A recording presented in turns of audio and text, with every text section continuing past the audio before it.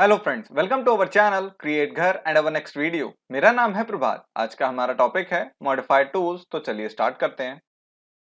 Modified tools हमें modify panel के अंदर देखने को मिल जाते हैं रिबन के ऊपर। अभी जैसा कि आपको दिख रहा होगा, ये सारे हमारे टूल्स यहाँ पे दिए गए हैं जो कि हमें मॉडिफाई पैनल के अंदर देखने को मिल जाते हैं। ये सभी कैटेगराइज्ड मैनर में यहाँ पे सेव हैं, क्लिपबोर्ड, ज्योमेट्री, मॉडिफाई एक्सेट्रा। आज हम बात करने वाले हैं मॉडिफाई टूल्स के बारे में, जो कि हैं हमारे इतने सारे टूल्स। तो एक एक करके हम सभी टूल्स के बारे में यहाँ पे बात करेंगे। सबसे पहले हम बात करते हैं कॉपी टूल की, जो कि हमें यहाँ पे देखने को मिल जाता है। किसी भी ऑब्जेक्ट को अगर हमें कॉपी करना है, यानी कि उसकी एक कॉपी को क्रिएट करना है, तो हमें सिंपली कॉपी कमांड को एक्टिवेट करना है। उस पर एक बार क्लिक करके, क्लिक करने के बाद ऑब्जेक्ट को सेलेक्ट और उसके बाद एंटर। हमने ऑब्जेक्ट को सेलेक्ट करके और उसके बाद एंटर प्रेस किया और उसके बाद अब हमें देना है बेस पॉइंट। तो हमने किसी भी कॉर्नर या मिड पॉइंट पे एक बार क्लिक किया। क्लिक करने के बाद हमें अपने ऑब्जेक्ट की कॉपी को जहां भी क्रिएट करना है, हमें अपने कर्सर से सिंपली उस प्लेस पे जाके एक बार क्लिक करना है। सपोज हमें यहाँ पे कॉपी करना था, हमने एक बार क्लिक किया, हमारा जो ऑब्जेक्ट था उसकी कॉपी हमारे पास यहाँ पे बन के आ गई। इसी तरह सपोज अगर हमें इस वॉल को फिर से कॉपी करना है, हमने ऑब्जेक्ट को सेलेक्ट किया, सेलेक्ट करने के बाद कॉपी कमांड पे एक बार क्लिक, क्लिक करने के बाद इसका बेस पॉइंट हम इसका मिड पॉइंट दे देते हैं और उसके बाद जहां भी हमें प्लेस करना है, हम सिंपली वहां पे अपने कर्सर को ले जाके एक बार क्लिक करेंगे। जैसे ही हम क्लिक करेंगे तो हमारा जो ऑब्जेक्ट है वो कॉपी होकर हमारे पास यहाँ पे आ जाएगा। कॉपी कमांड की हेल्प से हम यहाँ पे किसी भी ऑब्जेक्ट की कॉपी को क्रिएट कर सकते हैं। जरूरी नहीं है कि वो सिर्फ वॉल ही हो, हमारा कोई भी ऑब्जेक्ट हो सकता है, हम उसकी कॉपी को यहाँ पे इजिली क्रिएट कर सकते हैं सेम प्रोसेस से। उसके बाद अब हम बात करते हैं मूव कमांड की, जो कि हमें कॉपी कमांड के जस्ट लेफ्ट में देखने को मिल जाता है। हमने मूव कमांड पे एक बार क्लिक किया, यानी कि उसको एक्टिवेट किया। उसके बाद फिर से वही सेम प्रोसेस, ऑब्जेक्ट को सेलेक्ट और उसके बाद एंटर। एंटर प्रेस करने के बाद बेस पॉइंट देना है हमें, तो किसी भी कॉर्नर पे हमने क्लिक कर दिया। अब हमें अपने ऑब्जेक्ट को जहां भी, जिस भी डायरेक्शन में, जिस भी प्लेस पे मूव करना है, हम अपने कर्सर की हेल्प से उस डायरेक्शन में जाएंगे, उस पोजीशन पे जाएंगे और एक बार क्लिक करेंगे। सपोज अभी हमें यहाँ पे क्लिक करना है, सपोज अभी हमें अपने ऑब्जेक्ट को यहाँ पे मूव करना है, तो हमने एक बार क्लिक किया। जैसे ही हमने क्लिक किया तो हमारा जो ऑब्जेक्ट था वो अभी यहाँ पे था, बट वो मूव होके यहाँ पे आ गया। इसी तरह अगर हमें फिर से मूव करना है तो हमने इस पे एक बार क्लिक किया, यानी कि ऑब्जेक्ट को पहले ही सेलेक्ट कर लिया।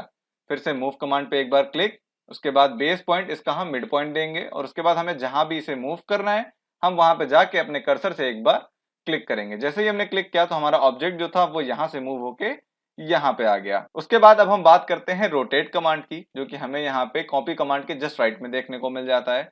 हमने रोटेट कमांड पे एक बार क्लिक किया। क्लिक करने के बाद फिर से वही सेम प्रोसेस जो हमने मूव और कॉपी कमांड में किया था, ऑब्जेक्ट को सेलेक्ट और उसके बाद एंटर। एंटर करने के बाद हमारे पास ये लाइन एक बन के आ रही है। तो हमें क्या करना है, यहाँ पे हमें बेस पॉइंट को नहीं देना है। हमें क्या करना है, जिस भी एक्सिस के अकॉर्डिंग हमें अपने ऑब्जेक्ट को रोटेट कराना है, हम उसी एक्सिस पे अपने लाइन को लेके जाएंगे और एक बार क्लिक करेंगे। सपोज हमने इस डायरेक्शन में एक बार क्लिक किया। क्लिक करने के बाद अब जैसे ही आप अपना कर्सर रोटेट कराओगे तो आपका जो ऑब्जेक्ट है वो भी यहाँ पे मूव होता हुआ दिखेगा।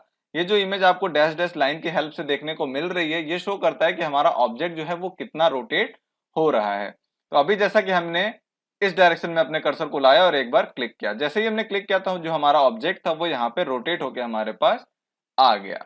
इसी तरह किसी और ऑब्जेक्ट को अगर हमें रोटेट करना है तो हमने पहले ऑब्जेक्ट को सेलेक्ट किया, रोटेट कमांड पे एक बार क्लिक किया। क्लिक करने के बाद हमें एक्सेस देना है, तो सपोज हमने इस डायरेक्शन में एक बार क्लिक किया। क्लिक करने के बाद ऑब्जेक्ट को रोटेट कराना है और जैसा भी आपको चाहिए, आपको सिंपली अपने कर्सर की हेल्प से इसे उस पोजीशन में ले जाके और एक बार क्लिक करना है। जैसे ही हमने क्लिक किया तो जो हमारा ऑब्जेक्ट था वो रोटेट हो गया। उसके बाद अब हम बात करते हैं ऑफसेट कमांड की, जो कि हमें यहाँ पे देखने को मिल जाता है। किसी भी ऑब्जेक्ट को अगर हमें ऑफसेट कराना है किसी भी डिस्टेंस पे, तो हम ऑफसेट कमांड का यूज करते हैं। हमने ऑफसेट कमांड पे एक बार क्लिक किया। क्लिक करने के बाद ही ऊपर ही लेफ्ट कॉर्नर में हमारे पास ये ऑप्शन आ जाता है ऑफसेट कमांड का, जहां पे लिखा हुआ है ऑफसेट और उसके बाद यहाँ पे हमें टाइप करना है डिस्टेंस को, यानी कि हमें अपने ऑब्जेक्ट को जितनी भी डिस्टेंस पे ऑफसेट कराना है, हमें वो डिस्टेंस यहाँ पे इनपुट करनी है। अभी यहाँ पे क्या 10 फीट लिखा हुआ है, बट हम यहाँ पे इसे चेंज कर देते हैं, हम यहाँ पे कर देते हैं 20 फीट। हमने 20 फीट टाइप किया और एंटर प्रेस किया, यानी कि हमें अपने ऑब्जेक्ट को 20 फीट ऑफसेट कराना है। उसके बाद अब हमें उस ऑब्जेक्ट पे अपने कर्सर को लेके जाना है जिस ऑब्जेक्ट को हमें ऑफसेट कराना है।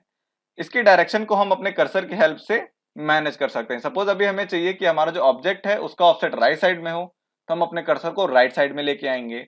अगर हमें चाहिए कि इसी ऑब्जेक्ट का ऑफसेट लेफ्ट साइड में हो, तो हम अपने कर्सर को लेफ्ट साइड में लेके आएंगे। यहाँ पे आपको ये जो डैश डैश लाइन दिख रही होगी, ये हमें शो करती है कि हमारा जो ऑब्जेक्ट है वो किस डायरेक्शन में ऑफसेट हो रहा है। सपोज अभी हमने यहाँ पे एक बार क्लिक किया, हमने जैसे ही क्लिक किया तो जो हमारा ऑब्जेक्ट था वो यहाँ पे 20 फीट डिस्टेंस पे ऑफसेट होके हमारे पास आ गया, जो कि डिस्टेंस अभी हमने यहाँ पे इनपुट की थी। इसी तरह अगर हमें फिर से इसे ऑफसेट कराना है तो हमने सिंपली ऑब्जेक्ट पे क्लिक किया, यानी कि उसको पहले ही सेलेक्ट कर लिया और उसके बाद ऑफसेट कमांड पे एक बार क्लिक करने के बाद अपने ऑब्जेक्ट पे कर्सर को लेके जाएंगे और एक बार क्लिक करेंगे। अब जैसा कि आपको दिख रहा होगा, हमारा जो ऑब्जेक्ट था वो राइट साइड में ऑफसेट होकर हमारे पास आ गया। ये थी हमारी ऑफसेट कमांड। उसके बाद अब हम बात करते हैं मिरर टूल का। तो मिरर के हमारे पास यहाँ पे दो टूल दिए गए हैं, पहला है हमारा पिक एक्सिस और दूसरा है हमारा ड्रॉ एक्सिस। जैसे ही आप अपना कर्सर इसके ऊपर लेके जाओगे तो हमारे पास इसके नेम यहाँ पे आ जाएंगे। किसी भी ऑब्जेक्ट को अगर हमें मिरर कराना है, यानी कि उसकी मिरर कॉपी को क्रिएट करना है, तो हम क्या करेंगे, इनमें से किसी एक का यूज करेंगे जो भी आपको कंफर्टेबल लगे। इनको यूज कैसे करते हैं चलिए देखते हैं। सबसे पहले हम बात करेंगे पिक एक्सिस की, यानी कि हमें ऑब्जेक्ट को मिरर कराना है with the help of pick axis. तो सपोज हमें इस वॉल का मिरर कराना है, तो उससे पहले हम इस वॉल को डिलीट कर देते हैं। हमने इन दोनों वॉल्स को यहाँ पे डिलीट कर दिया। उसके बाद अब हम क्लिक करेंगे पिक एक्सिस वाले ऑप्शन पे और उसके बाद जिस भी ऑब्जेक्ट को हमें मिरर कराना है हम उस पर एक बार क्लिक करके एंटर प्रेस करने के बाद अब हमें सेलेक्ट करना है एक्सिस जिसके अकॉर्डिंग हमें अपने ऑब्जेक्ट को मिरर कराना है। सपोज अभी हम कहीं पे भी क्लिक कर, सपोज अभी जो हमें ऊपर वाली लाइन दिख रही है हमने इस पे एक बार क्लिक किया। जैसे ही हमने क्लिक किया तो जो राइट साइड में ऊपर की तरफ हमारा जो ऑब्जेक्ट था उसकी मिरर इमेज हमारे पास बनके यहाँ पे आ गई। हमें करना क्या रहता है, हमें सिंपली अपने एक्सिस को पिक करना रहता है, यानी कि हमें एक बार सिंपली क्लिक करना होता है। सपोज इसी तरह अगर हमें इस वाली वॉल को मिरर कराना है तो हमने फिर से पिक एक्सिस वाले ऑप्शन पे एक बार क्लिक किया। क्लिक करने के बाद अब हमें अपने एक्सिस को पिक करना है, तो हम किसी भी जगह पे एक बार क्लिक करेंगे। सपोज अभी यहाँ पे जो छोटी सी लाइन दिख रही है हम इस पे एक बार क्लिक करते हैं। जैसे ही हमने क्लिक किया तो राइट साइड में हमारे पास इस एक्सिस के अकॉर्डिंग ये ऑब्जेक्ट जो था वो मिरर होके आ गया। उसके बाद अब हम बात करते हैं मिरर टूल का with the help of draw axis. तो हमने अपने ऑब्जेक्ट को सेलेक्ट किया, सेलेक्ट करने के बाद ड्रॉ एक्सिस पे एक बार क्लिक करने के बाद अब हमें करना क्या है, अभी हम एक्सिस को पिक कर रहे थे बट अभी हमें यहाँ पे क्या करना है, हमें अपने एक्सिस को क्रिएट करना है। हम क्या करेंगे, किसी भी पॉइंट पे एक बार क्लिक करेंगे और उसके बाद अपने कर्सर की हेल्प से जिस भी डायरेक्शन में आप अपने कर्सर को लेके जाओगे और क्लिक करोगे, आपका जो ऑब्जेक्ट है उसी तरह से उसी अकॉर्डिंग मिरर होके आपके पास आ जाएगा। सपोज अभी हम अपने कर्सर को नीचे की तरफ लेके आए और एक बार क्लिक किया। जैसे ही हमने क्लिक किया तो हमारा जो एक्सिस जो अभी हमने क्रिएट किया था यहाँ पे उसी के अकॉर्डिंग हमारा ये ऑब्जेक्ट हमारे पास राइट साइड में मिरर होके आ गया हमारे एक्सिस के अकॉर्डिंग। अगर हमें इसी ऑब्जेक्ट को फिर से मिरर कराना है with the help of draw axis, तो हमने फिर से ड्रॉ एक्सिस को सेलेक्ट किया। अब हम क्या करेंगे, अपने ऑब्जेक्ट को किसी और डायरेक्शन में मिरर कराएंगे। तो अब हम क्या करेंगे, इस कॉर्नर पे हमने क्लिक किया, अब हम अपने कर्सर को राइट की तरफ लेके जाएंगे। हम अपने कर्सर को राइट की तरफ लेके गए और एक बार क्लिक किया।